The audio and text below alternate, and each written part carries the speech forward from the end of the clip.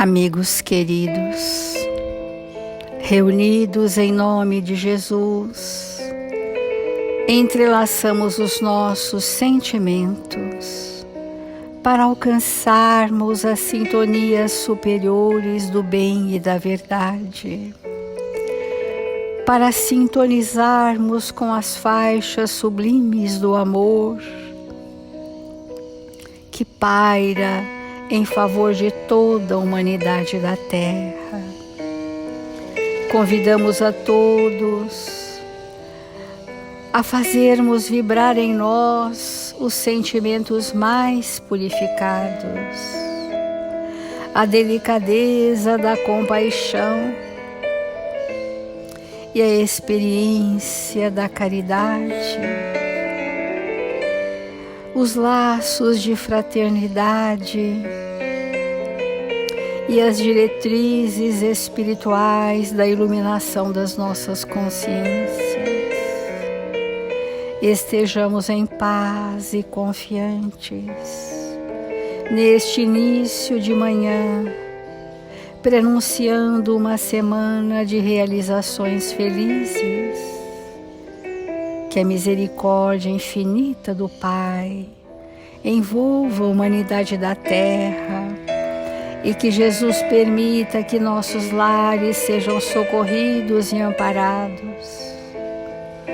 Que estejamos confiantes na justiça divina e na providência como portas que se abrem a novas oportunidades redentoras todos os dias. E neste ambiente espiritual sereno, em nome de Jesus e dos Espíritos responsáveis por este Evangelho, iniciamos as reflexões desta manhã. Obrigada, Senhor Jesus. Obrigada, amigos queridos, e que assim seja, Mestre.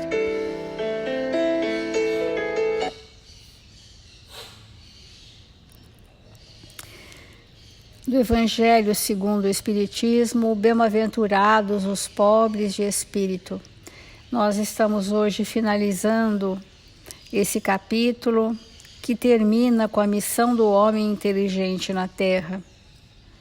Se Deus, em seus desígnios, vos fez nascer no meio onde pudestes desenvolver a vossa inteligência, é que Ele quer que dela useis para o bem de todos, porque é uma missão que vos dá, colocando em vossas mãos o instrumento com a ajuda do qual podeis desenvolver a vosso turno as inteligências retardatárias e as conduzir a Deus.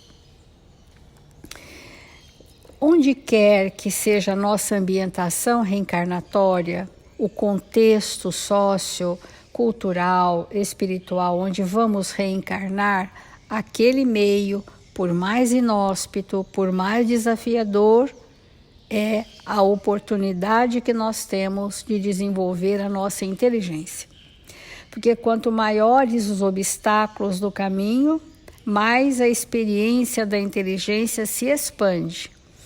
E é para isso que nós somos colocados nas adversidades do caminho, que são situações convidativas a desenvolver a inteligência. Sabemos que a inteligência sozinha não se manifesta, ela está sempre atrelada intrinsecamente ao pensamento. Ora, à medida em que a inteligência avança, o pensamento tem uma elaboração mental muito mais complexa, muito mais expandida. E como todo pensamento gera um campo magnético chamado sentimento e emoções, nós entendemos que a inteligência com o pensamento também é fator gerador da moral do espírito. Porque os sentimentos que o pensamento gera, quando bem estruturados e elevados, vão compor os nossos valores morais. Por isso que nós estamos dando a conotação de uma inteligência associada ao bem, dinamizada pela verdade, a serviço do bem coletivo. É dessa inteligência que o Evangelho está falando. Porque nós temos a inteligência cognitiva, intelectual, racional, e outras múltiplas inteligências, todas são necessidades evolutivas do espírito, todas, sem exceção. Mas aqui queremos dar ênfase à missão do homem inteligente. Quem é o homem inteligente na Terra? É aquele que cumpre as verdades de vida eterna. A essa inteligência chamaremos inteligência espiritual, porque saímos da relação do aqui e agora, das coisas materiais, porque tudo isso são necessárias, tudo isso é importante, mas o foco da nossa reflexão é se a minha inteligência está espiritualizada, se eu estou espiritualizando a minha existência, e com isso eu direciono a minha inteligência para a espiritualização da minha existência, quando nós revertemos para o próximo o bem para todos, porque, segundo o Evangelho, é uma missão que vos dá. Todas as vezes que nós usamos a nossa inteligência para o bem pessoal, nós estamos atendendo a quê? A interesses pessoais. Isso é uma derivação do quê? Do egoísmo. Então, ainda o Evangelho diz assim: a inteligência é rica de méritos para o futuro, mas com a condição de ser bem empregada, porque nós temos inteligências brilhantes a serviço da criminalidade. Nós temos inteligências brilhantes inventando ou criando condições científicas espetaculares que, se forem mal usadas, podem exterminar populações. Então, esse tipo de inteligência, ainda dissociada da moral do espírito, ela pode ser usada para o bem ou para o mal.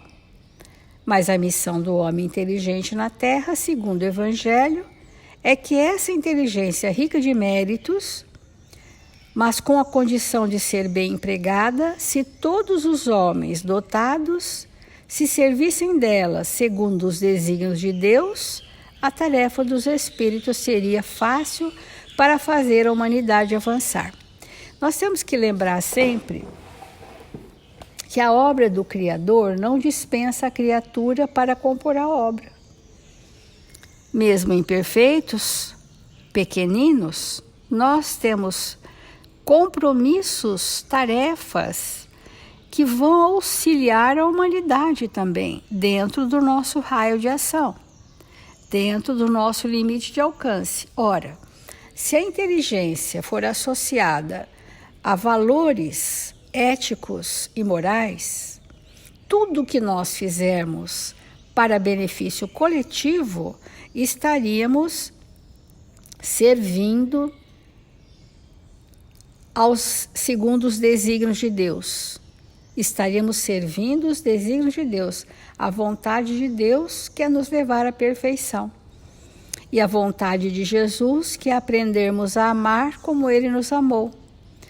Então, se nós não tivermos todos os dias nos nossos pensamentos esses parâmetros que Jesus nos ensinou, que deveríamos amar uns aos outros como Ele nos amou, e que a vontade de Deus em nossas vidas é nos conduzir à perfeição através de leis sábias e misericordiosas, se nós não estivermos nesta vibração, a nossa inteligência, ela pode se expandir para determinados fins de interesses pessoais. Isso é muito fácil, essa invigilância.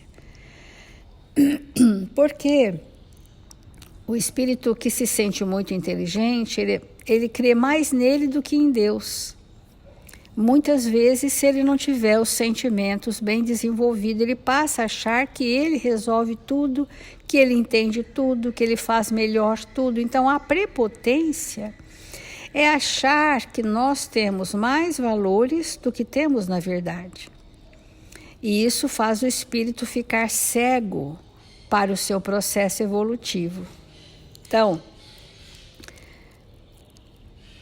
se nos servíssemos da inteligência segundo os desígnios de Deus, a tarefa dos espíritos seria fácil para fazer a humanidade avançar. Infelizmente, muitos fazem dela um instrumento de orgulho e de perdição para si mesmos. O ser humano, o espírito, abusa da inteligência como de todas as suas outras faculdades e, entretanto, não lhe faltam lições para adverti-lo de que uma poderosa mão simbólica pode lhe retirar aquilo que ela mesma lhe deu.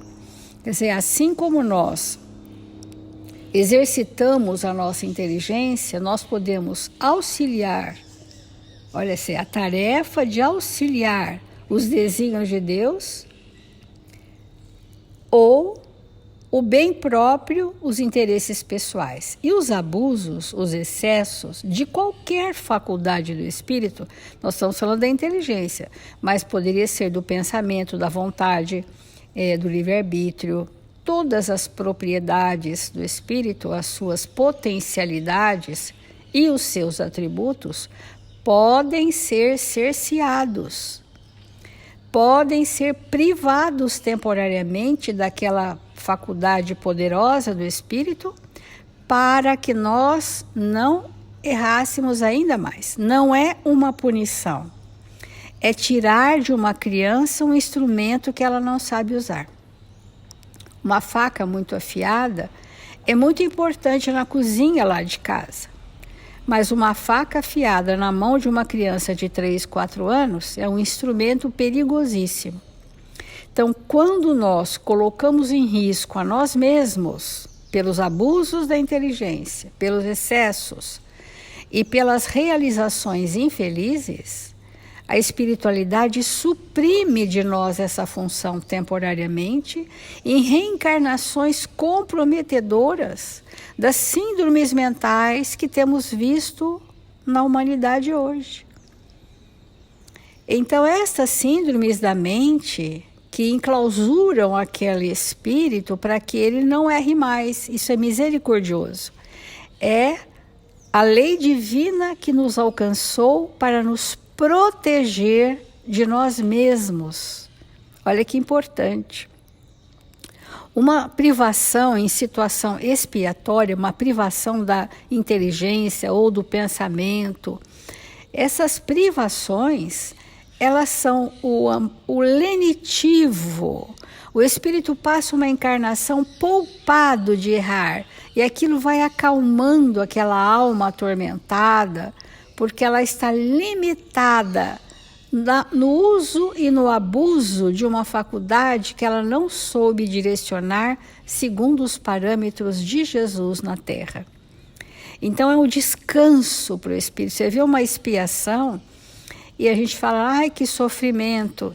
É um descanso, porque temporariamente ele não vai incidir, incorrer nas mesmas transgressões que veio fazendo ao longo dos séculos. Esse é um dos recursos da lei de Deus, da lei do amor, para que a gente possa reconduzir a nossa inteligência a parâmetros morais. Tanto isso é fato que os espíritos que vêm privados da manifestação do pensamento ou da inteligência, eles desenvolvem bem mais a afetividade, porque é o que eles necessitam nessa encarnação.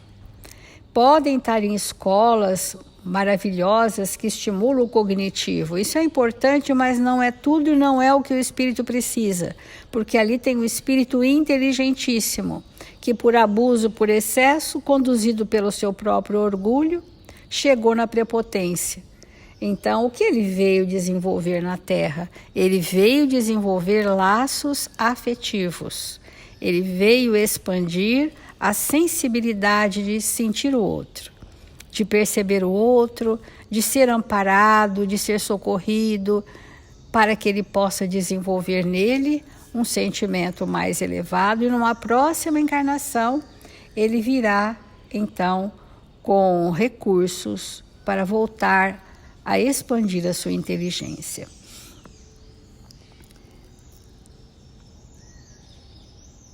E nós estamos nesses dias refletindo muito sobre essa questão da inteligência, e a gente trouxe uma lição do Palavras de Vida Eterna, que chama Chamamento ao Amor,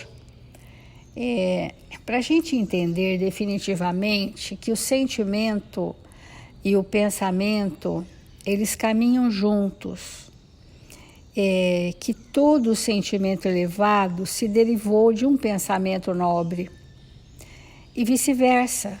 Um pensamento equivocado gera emoções e sensações doentes. Se nós estamos falando que o chamamento é ao amor, nós estamos dizendo que o sentimento deva ser o norte que a nossa inteligência, para a nossa inteligência avançar. Então, a gente já fez essa lição, mas eu queria retomar para dar uma outra conotação aqui no que nós estamos falando. Porque é muito importante, diz Emmanuel, aprender sempre. Nunca, nunca, nunca a gente deve parar de aprender. Porque quando a gente não quer mais aprender, nós estamos paralisando uma faculdade essencial do espírito, que é a inteligência. Então, tudo nós temos que ter interesse, aprender, desenvolver, nos envolver com aquilo aprendido e aplicar o que aprendemos. Aprender sempre, porque aprender é uma experiência. Instruir-nos, que é o aprendizado teórico, que vai depois da aplicabilidade da experiência. Abrilhantar o pensamento, ou seja, enobrecer a forma de pensar.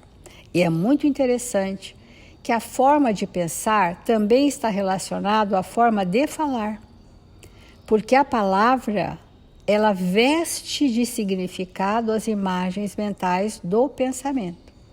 Então é muito importante que a nossa palavra, ela avance em vibrações, que a nossa palavra seja imantada de sentimentos, de significados mais nobres, de seriedade, que a nossa palavra vai abrilhantando o nosso pensamento. Burilar a palavra, Emmanuel diz, né? Quer dizer, o tipo de vocabulário não é nada de vocabulário rebuscado, vocabulário simples, mas palavras de alto teor vibratório, porque o símbolo da palavra, quando foi criado, ele ficou imantado do conceito. Mesmo que hoje você use uma palavra equivocada e fala, não, mas eu não quis dizer isso, é só na gíria, isso não procede. Toda palavra tem o seu significado original. Então, outro recurso aqui que Emmanuel fala é analisar a verdade. Isto que eu estou aprendendo está dentro das leis? Qual a finalidade útil do que eu estou aprendendo? É analisar sob a luz da verdade. E procurá-la são atitudes de que efetivamente não podemos prescindir. Se aspirarmos à obtenção do conhecimento elevado,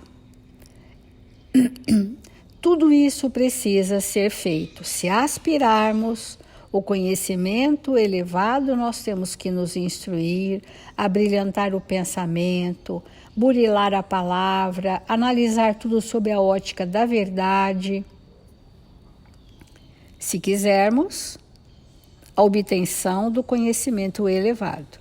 Entretanto, milhões de talentosos obreiros na evolução terrestre, nos séculos que se foram, esposaram a cultura intelectual em sentido único, voltados para interesses pessoais. E fomentaram opressões que culminaram em pavorosas guerras de extermínio. Quantas inteligências brilhantes, não adianta citar um fato ou outro, que são inúmeros fatos ligados às descobertas científicas, tecnológicas, culturais, sociais, que vieram com tarefas definidas, porque todo espírito que tem vocações tem tarefas definidas.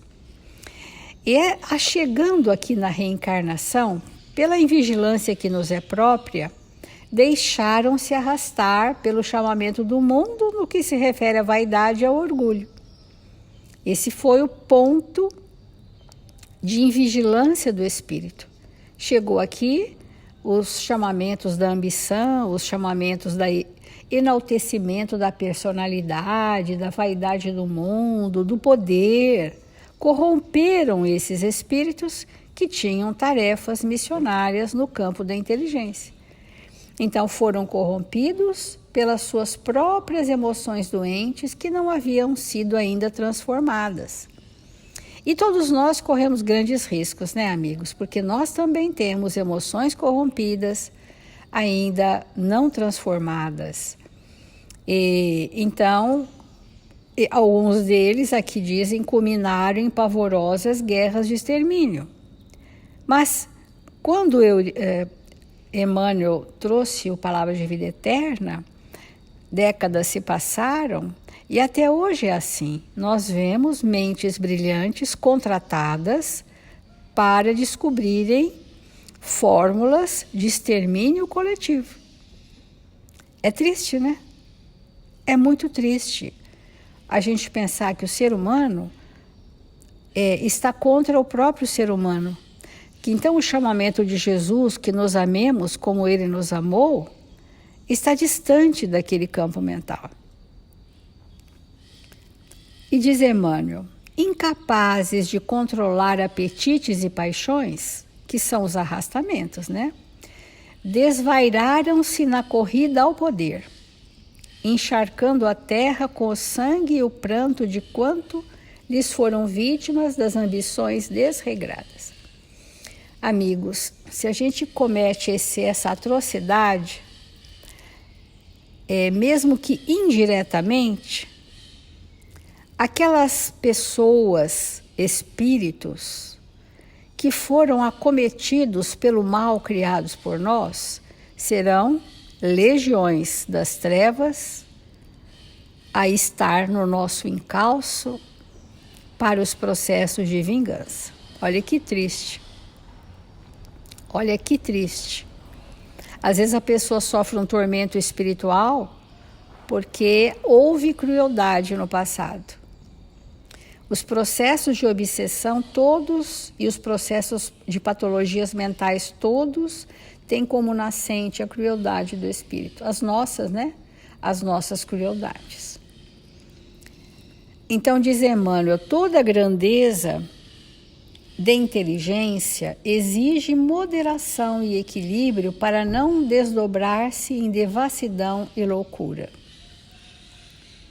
Ainda assim, a temperança, a paciência, por si só, não chegam para enaltecer o lustre do cérebro. A própria diplomacia, aliás, sempre venerável, embora resida nos cimos da suavidade e da tolerância, pelos gestos de sobriedade e cortesia com que se manifesta, em muitos casos não é senão a arte de contemporizar com o rancor existente entre as nações. Isso aqui, Emmanuel, foi no cerne, o que é a verdadeira gentileza do espírito, a verdadeira ponderação, moderação e temperança, que é um gesto diplomático verdadeiro quando se possui esses sentimentos, de uma manifestação externa aparente desses valores, mas que no fundo são uma contemporização do erro entre os povos. Olha que sutil essa mudança de você ser gentil, de você ser tolerante, de você ser amável e sóbrio, mas existem muitas vezes casos em que a arte de contemporizar com o rancor existente entre as nações, segurando calma o estopim do ódio, da belicosidade para a respectiva explosão na época que julga oportuna a calamitosa conflagração. Olha que sofisticação de pensamento de Emmanuel. Os serviços diplomáticos do mundo deveriam ser valores verdadeiros para conciliar partes, para chegar em acordos para o bem coletivo, Mas, via de regra, não é isso que acontece. É uma contemporização, mantendo aquele rancor, mantendo aquele ódio, para que no momento certo aquelas nações deflagrem o mal e aquela reserva moral desaparece do espírito. Então, porque até chegar no momento, na época que julga oportuna, as calamitosas conflagrações. Aí desaparece a diplomacia e vem a belicosidade, vem a guerra. O apontamento do Evangelho, no entanto, é claro e preciso. Não vale a ciência sem temperança, sem equilíbrio. E toda temperança pede paciência para ser proveitosa, mas para que esse trio de força se levante no campo da alma, descerrando-lhe o suspirado acesso aos mundos superiores, é necessário que o amor esteja presente, a enobrecer-lhes o impulso, de vez que só o amor dispõe de luz bastante para clarear o presente e santificar o porvir. Então, inteligência, pensamento e sentimento é de todos nós. Agora, a condução que nós vamos fazer desses atributos, dessas potencialidades do espírito, corre por conta das nossas escolhas. Portanto, amigos queridos, doravante, seja qual for o nosso passado, hoje não importa. Importa que hoje eu posso estar melhor que ontem e projetar o meu futuro para estar a serviço daqueles espíritos chamados por Jesus a colaborarem na obra de Deus aqui na Terra, que sejamos simples servidores, cumpridores dos nossos deveres morais, no patamar pertinente ao nosso momento evolutivo tão somente, mas que estejamos apostos para servir. E assim nós vamos sanear, resolver e transformar o nosso passado de imensas dificuldades. E a paz vai se estabelecer em nosso coração quando sentirmos que todos os dias da nossa vida, com grande esforço de vontade, nós estamos colocando a nossa inteligência, o nosso pensamento a serviço do bem coletivo. Então vamos fazer a prece para nós encerrarmos esse momento de reflexões nessa manhã.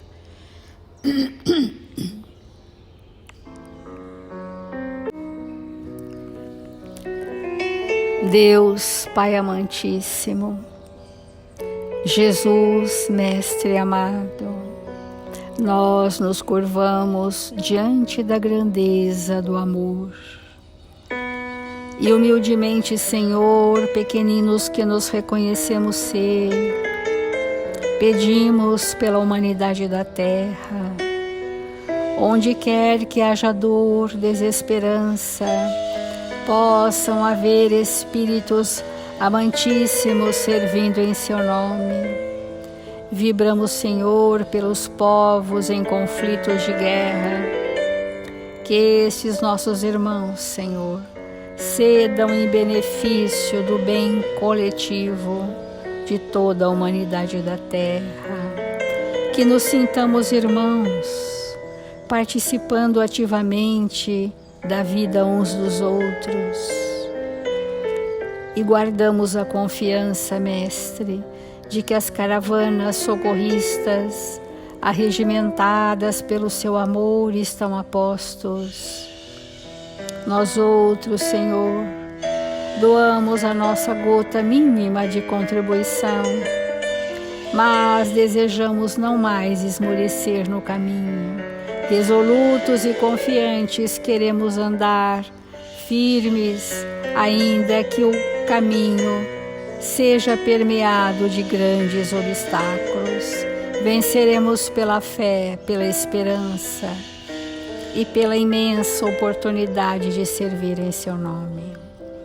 Assim, Jesus amado, amigos espirituais sublimes, possam vibrar por todos que estão no nosso caderno de vibrações e que aguardam a visita amorável dos mensageiros do Cristo. Confiantes e agradecidos, encerramos esse momento dizendo: glória a Deus nas alturas, paz na terra, boa vontade entre os homens, hoje e sempre, e que assim seja.